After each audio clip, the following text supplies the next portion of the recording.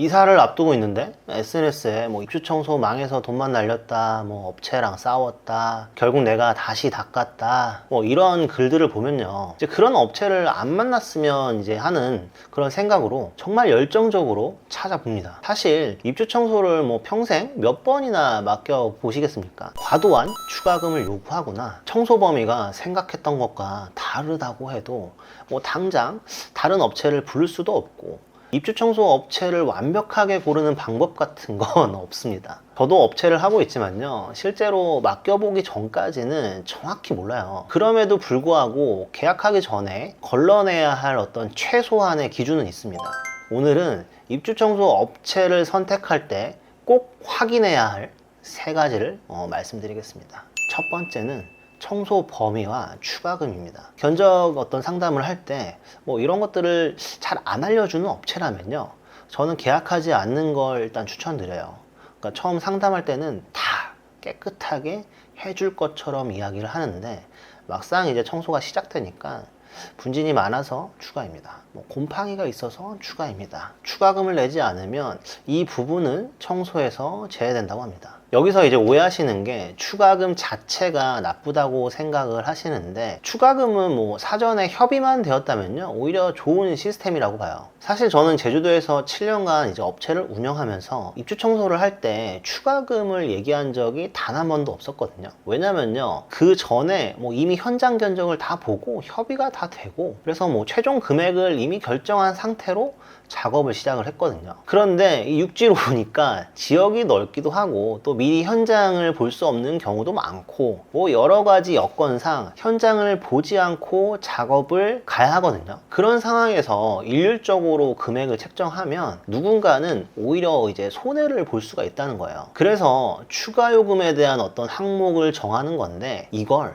악용하는 게 문제라는 거죠. 그러니까 생각지도 못한 어떤 금액의 과도한 추가금을 청소 당일에 얘기하는 거예요. 그러니까 당장 발등에 이제 불 떨어진 건 고객이니까 결국에는 뭐 울며 겨자 먹기로 추가금을 내게 되는 그런 경우가 발생하게 됩니다. 뭐 그렇게 이것저것 추가하고 나면요, 처음 알아봤던 뭐 다른 업체의 어떤 견적들보다 오히려 비싸지는 경우도 많이 발생을 하는 거죠. 그런데 이제 여기서 끝이 아니라, 청소가 이제 끝난 다음 이제 검수를 하다 보면요, 또 문제가 생겨요. 그러니까 여기 청소가 덜 된 것 같아요 라고 이제 얘기를 하면, 거기는 원래 뭐 청소 범위 아니에요. 이 돈 받고 진짜 이 정도면 진짜 잘해드리는 거예요. 고객 입장에서는 사실 뭐 이 가격이면 어디까지 해주는 게 뭐 맞는 건지 잘 모르잖아요. 그러니까 이제 결과물을 보고 나서야, 이 정도인 줄 알았으면 돈을 좀 더 내고 다른 업체를 맡길 걸, 뭐 이런 생각이 드는 거죠. 아무리 싸게 했다고 하더라도요, 입주 청소 금액 자체가 작은 것은 아니거든요. 그런데 업체 입장에서는 또 그 금액에 맞춰서 뭐 열심히 한 게 맞을 수도 있어요. 결국 서로 생각했던 어떤 청소의 기준이 달랐던 거죠. 이런 문제가 생기는 가장 큰 이유 중에 하나는요, 계약 전에 청소 범위와 어떤 추가금 기준을 명확하게 정하지 않았기 때문입니다. 그래서 뭐 보이는 곳은 다 해드려요, 뭐 추가금은 뭐 그날 가봐야 알 수 있습니다, 뭐 이런 식으로 두루뭉술하게 이제 이야기를 한다면요, 조금은 조심하시는 게 좋습니다. 어디까지가 기본 청소에 포함이 되는지, 어떤 상황에서 추가금이 발생하는지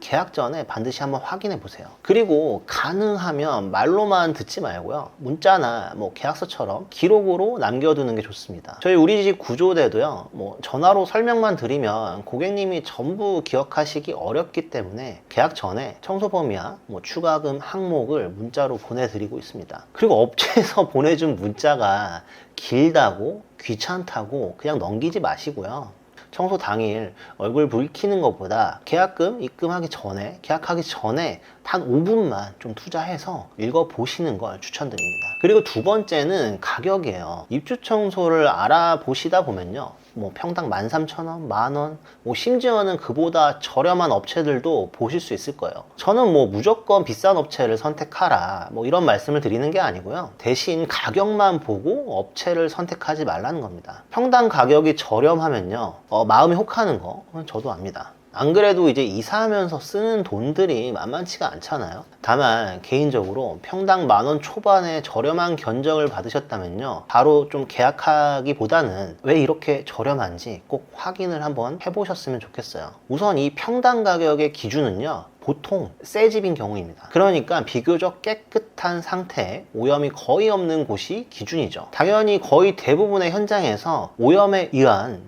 추가 요금을 부른다는 거예요. 그리고 새 집이라고 했을 경우에도 예를 들어 뭐 30평 기준 평당 10,000원이면요, 청소비가 이제 30만 원이죠. 근데 10년 전에도 평당 10,000원이 넘었어요. 그렇다면 한 번쯤 생각을 해보셔야 돼요. 이 가격으로 우리 집에 어떤 충분한 사람과 시간을 투입할 수 있을까? 요즘 청소 경력자 최소 일당이요, 13만 원에서 15만 원 정도 되고요. 팀장급은 그 이상이죠. 근데 여기에 이제 작업자 인건비뿐만 아니라 뭐 식비, 차량비, 세제, 뭐 광고비, 뭐 기타 운영 비용 같은 것들도 나가야 돼요. 단순히 계산을 해봐도 답이 안 나옵니다. 결국 어딘선가 뭐 비용을 줄이든지 추가 매출을 만들어야 되는 거죠. 그러다 보면 투입 인원을 줄일 수도 있고요, 뭐 작업 시간을 줄일 수도 있고, 기본 청소 범위를 줄일 수도 있고, 아니면 현장에서 과도한 추가금이 발생하는 구조일 수도 있습니다. 그래서 평당 가격 하나만 가지고 이제 업체를 비교하시면 안 되는 거예요. 예를 들어 이제 A 업체는 35만 원이고 B 업체는 45만 원이라고 한번 가정을 해볼게요. 단순히 보면 A 업체가 10만 원이 저렴하죠. 그런데 A 업체는 기본 청소 범위가 좁고 추가금 항목이 많다면 어떨까요? 청소가 끝나고 실제 결제할 때는요, 오히려 그 B 업체 45만 원보다 더 많은 돈을 낼 수도 있습니다. 그러니까 처음 제시받은 어떤 평당 가격이 아니라 최종적으로 얼마를 내고 어디까지 청소를 받는지를 비교해야 된다는 거예요.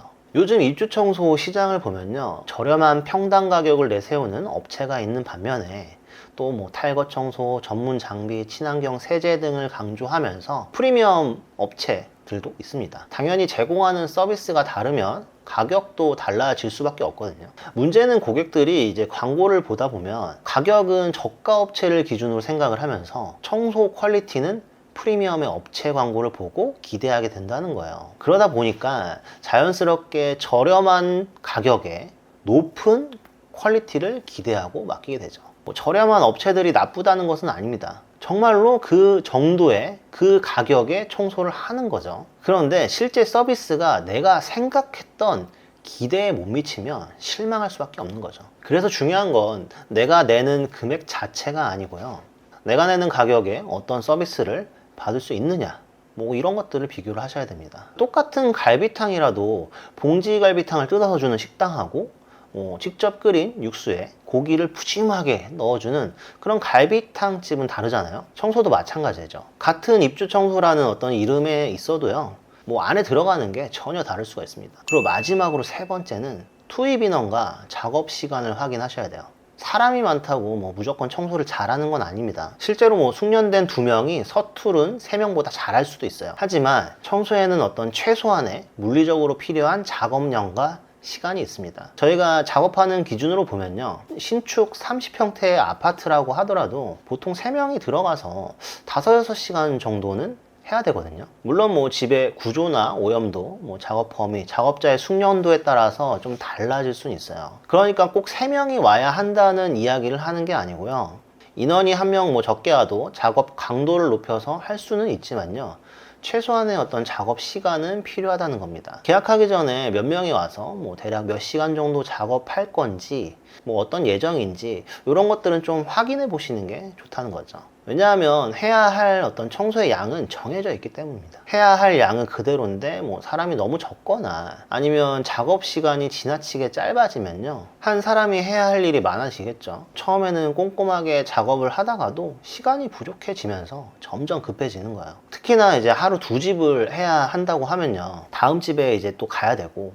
그러면 심리적으로 또 얼마나 압박감이 있겠습니까? 그리고 우리 집이 2번째 집이라고 한다면 이미 첫 번째 집에서 많은 체력을 소모하고 왔기 때문에 동일한 조건에서 작업을 할 수 있다고 볼 수가 없는 거겠죠. 그러면 뭐 눈에 잘 보이는 것부터 이제 마무리를 하게 되고요, 구석구석 뭐 이렇게 손이 많이 가는 그런 곳들은 놓칠 가능성이 높아지죠. 그래서 견적을 비교하실 때는 이 3가지를 좀 확인해 보시면 좋을 것 같아요. 금액은 얼마인지, 어디까지 청소해주고 추가금은 어떤 경우에 발생하는지, 몇 명이 와서 몇 시간 정도 작업을 하는지, 한 이 세 가지 정도만 확인을 해도 업체를 비교하기가 훨씬 쉬워질 겁니다. 사실 입주 청소 업체의 실력은 맡겨봐야 진짜로 알 수가 있어요. 특히 이제 몇 번 맡겨보셨던 그런 고객분들은 비교군이 있으니까 바로 아시죠. 근데 보통은 처음이거든요. 그래서 어려워요. 여기까지 보셨는데도 그래도 업체 고르기 어렵다, 나는 좀 돈을 아끼는 것보다 이사 당일 후회하는 게 좀 싫다 하시는 분들은 꼭 뭐 저희한테 맡기지 않으셔도 되니까요. 우리 집 구조대에 한번 마음껏 물어봐 보세요. 우리 집 평수라면 뭐 어느 정도 가격인지, 어디까지 청소를 해주는지, 어떤 경우에 추가금이 발생하는지 알려드릴게요. 고정 댓글에 상담 링크를 한번 남겨두겠습니다. 이사 당일 청소 때문에 기분 상하는 일, 그런 일이 없도록 계약 전에 꼭 확인해 보시길 바라겠습니다. 감사합니다.